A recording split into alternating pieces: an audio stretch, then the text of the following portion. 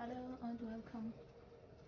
My name is Shamin Chamgisha and I'm going to be presenting the roles and responsibilities of a registered nurse.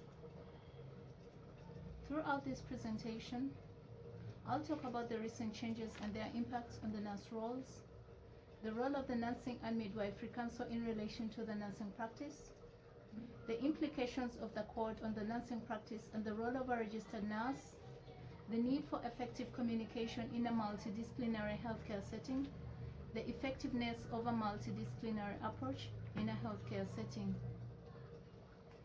I'll start with the recent changes and their impacts on the nurse roles.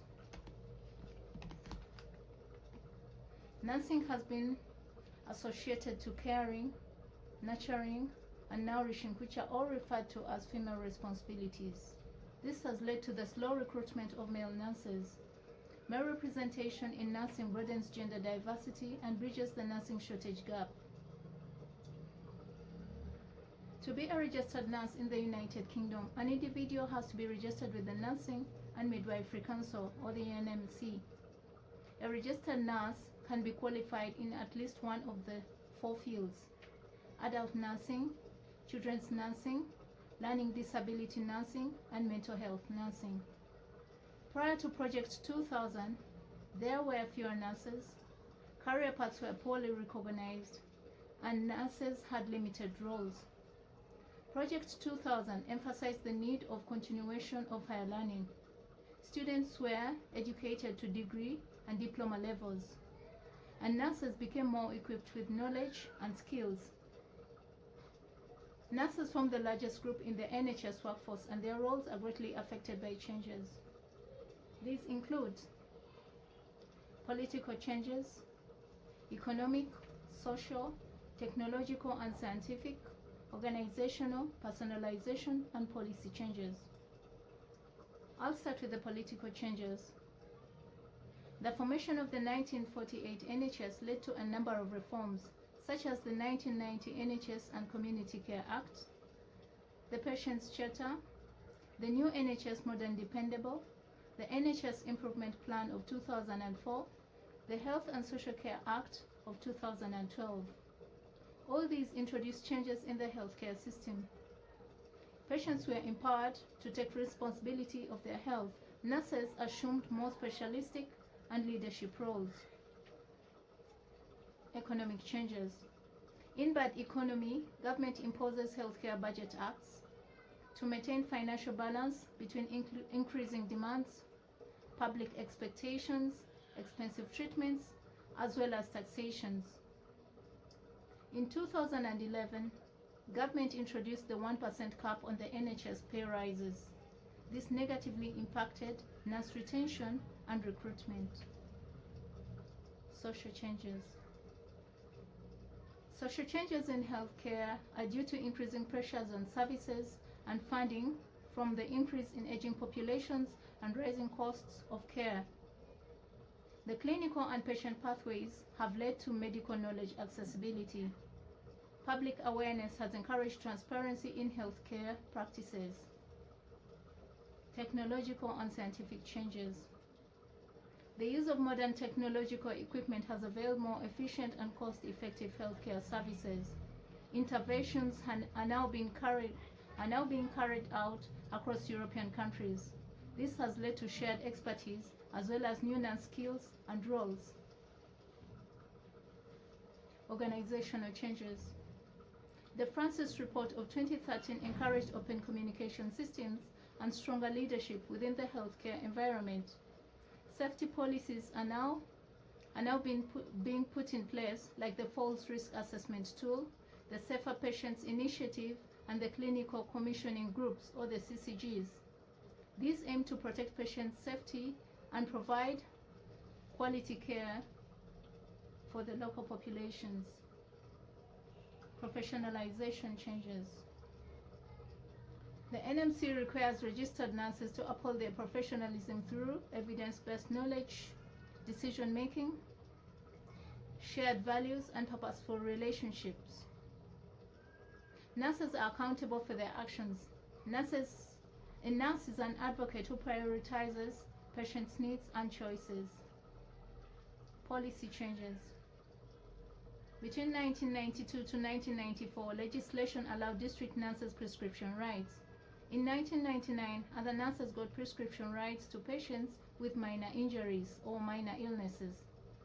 By 2003, government had added 60 drugs to Nurse Prescribers Formulary, or the NPF.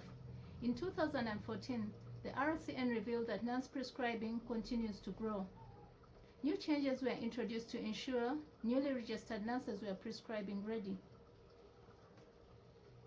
The role of the Nursing and Midwifery Council in relation to the nursing practice.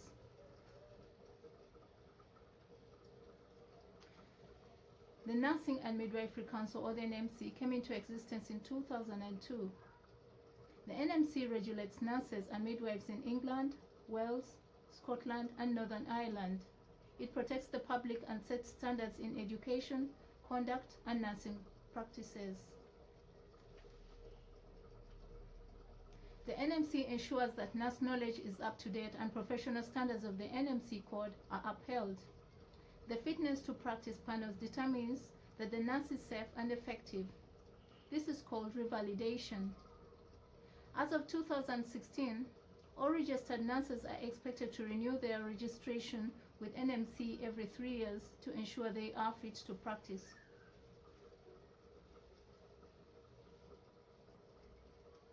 The requirements of the revalidation include 450 practice hours relevant to the scope of practice, 35 hours of continuing professional development relevant to the scope of practice, 5 pieces of practice related to feedback which may include team and annual appraisals, 5 written reflective accounts relevant to practice experiences, a reflective discussion with another NMC registrant, a health and character declaration. Offenses or impairments must be declared, a professional indemnity and appropriate insurance arrangements, confirmation by an appropriate person that the requirements have been met. The NMC sets standards for nurses and midwives by monitoring courses and institutions. The NMC encourages healthcare professionals, including nurses, to raise concerns about patient care and should not feel threatened. The NMC investigates allegations made against nurses and midwives. The NMC can impose sanctions and cautions and conditions of practice orders and suspensions.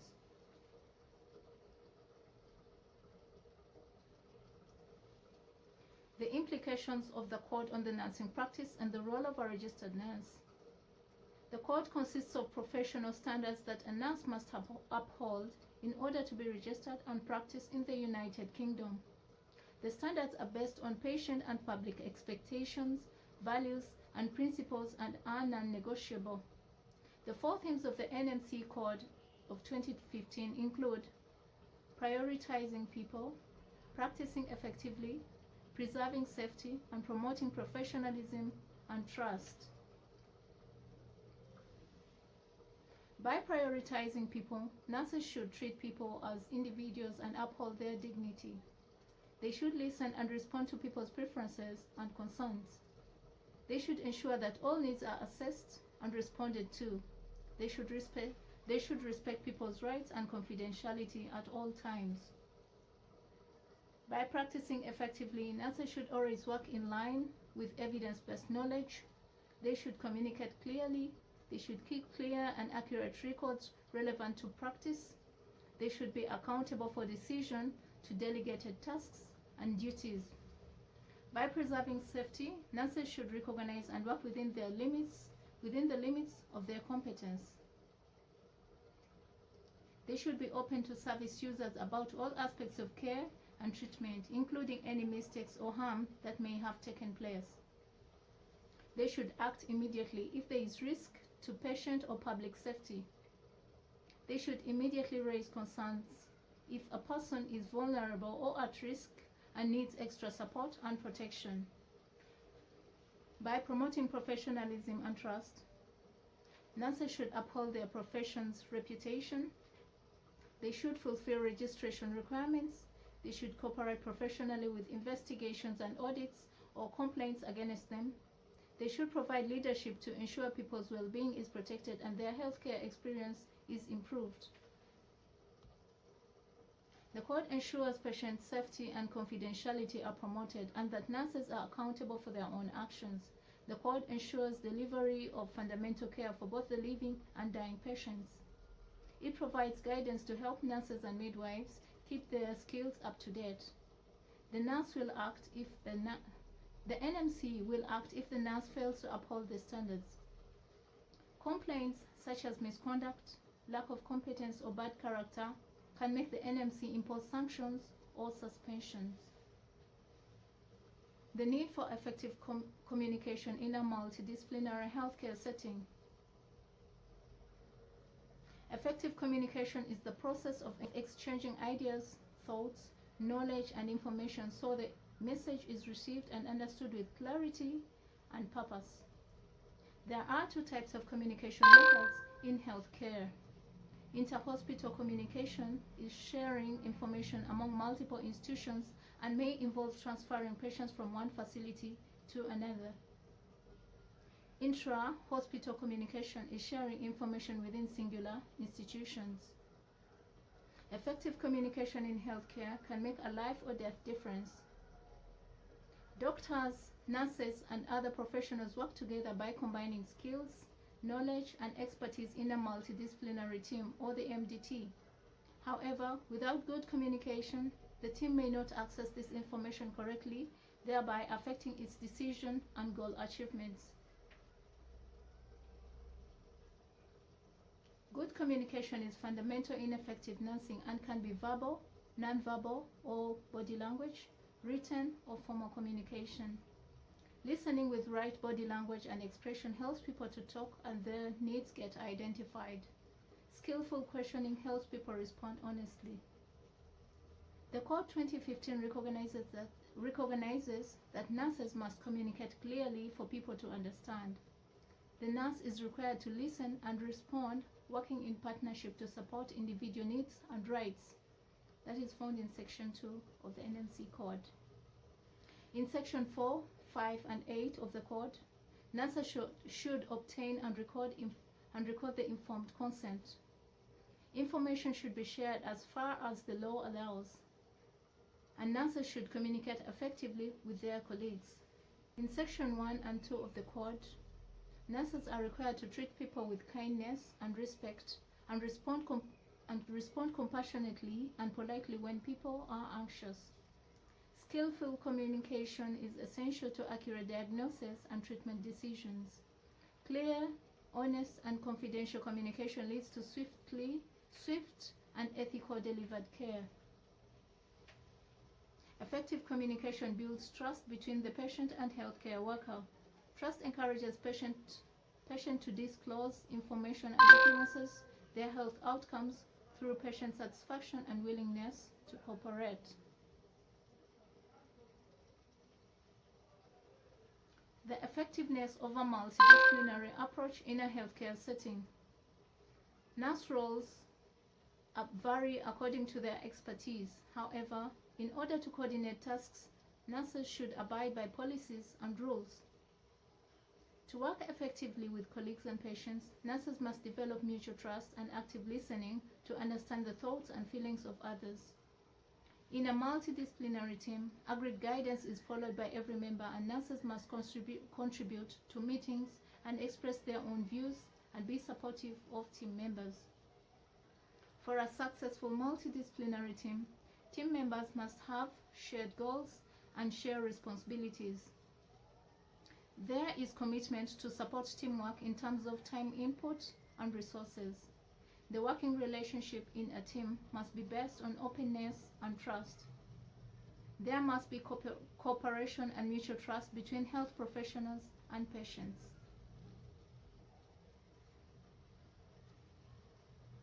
The advantages of a multidisciplinary team. Treatment decisions are based on more than one opinion. The continuous audit of care interventions evaluates effective care. More opportunities of communication and interactions with other professionals. Professional knowledge and expertise are shared. Management of clinical errors and complaints is enhanced. Disadvantages over multidisciplinary team. There is potential for poor communication, confusion, and personality clashes.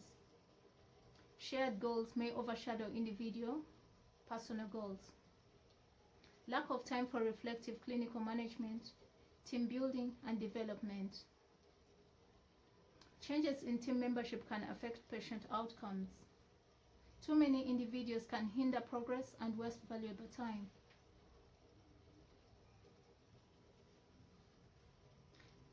The various changes in healthcare have led to redesigning nurse roles and introduction of new career paths. However, these diverse roles all aim at improving the patient's healthcare and well-being, as well as meet public expectations. In order to achieve this, registered nurses have to follow the professional standards by upholding the NMC code. They have to develop communication skills to build the gap between patients and healthcare workers. Nurse cooperation with healthcare teams leads to pooling skills and knowledge, thereby ensuring quality healthcare and satisfaction of public expectation is achieved. Thanks for watching. This is the end of my presentation.